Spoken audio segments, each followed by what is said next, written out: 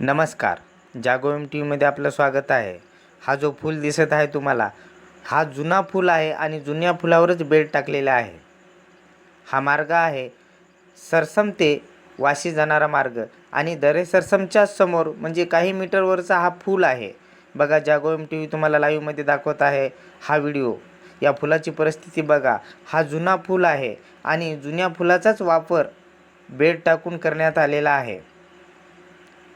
हा बघा, सर्व जुना फूल आहे जो तुम्हाला जागो एम टी व्ही दाखवित आहे. या फुलाची परिस्थिती बघा. मार्ग तर मोठा आहे आणि फूल हा जुनाच ठेवण्यात आलेला आहे. येथील नागरिकांची अशी मागणी आहे की हा फूल काढून टाकून नवीन फूल तयार करण्यात यावा.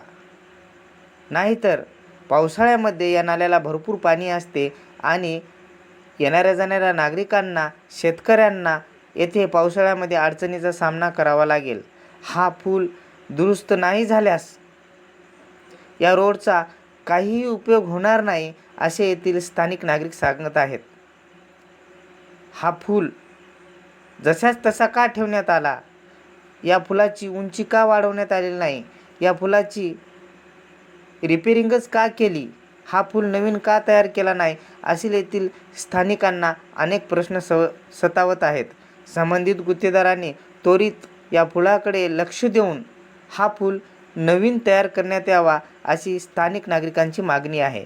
मी मनोज विश्वनाथ तपासकर, जागो एम टी व्हीसाठी दरे सरसम, तालुका हिमायतनगर, जिल्हा नांदेड.